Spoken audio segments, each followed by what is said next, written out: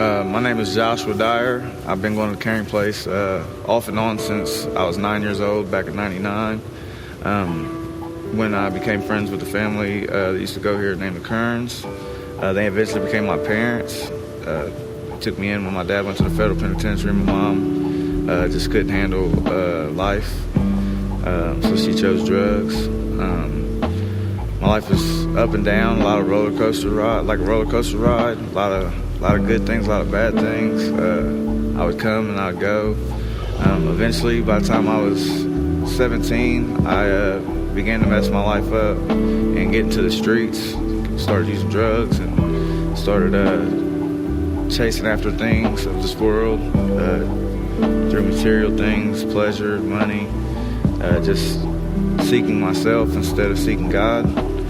And doing that led me to getting in situations where I was in shootouts. I got shot in my leg, and eventually a little bit later I got shot in my stomach, almost died. At the same time that I got shot in my stomach and almost died, I had a warrant out, so I went to prison for 7 years, really supposed to have 10, and that still didn't get right. Even when I went to prison at the beginning, first 3 or 4 years, I was still involved in gang behavior, running around with the wrong people. Ended up getting in a situation to where I got stabbed up, got 8 times, and finally I just came to a place of brokenness and isolation that caused me to cry out to God and just surrender to Him fully, because I knew He was the way. I knew that the life I was living was not pleasing and it wasn't going to work, and it wasn't working. I was completely miserable. So I cried out to God and surrendered, and He showed up almost immediately. I started to do things outside of myself, like I became a recovery coach and a mentor. He gave me that opportunity through the drug program that I was in. In doing that, I found purpose in life by helping other people instead of worrying about just myself. Being able to help people heal and change people's lives in a positive way instead of selling them poison and giving them drugs and doing things for my own selfish reasons, to actually just be able to reach out and start mending my relationships through the 12-step program. Being able to start changing enough to where my family heard it in me and seen it in me, so where we could start restoring our relationships.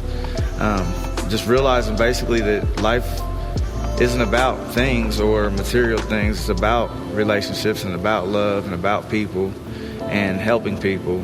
And so as a recovery coach, I began helping a lot of people. I stayed conduct clear, and God blessed me with the modification hearing. And so when I went to my modification hearing, even though I had a lot of trouble from my past, I was able to show myself approved.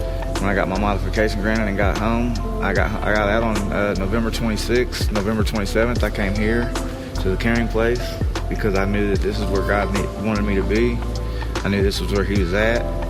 So I came here and sat in the front row, started doing my front row action.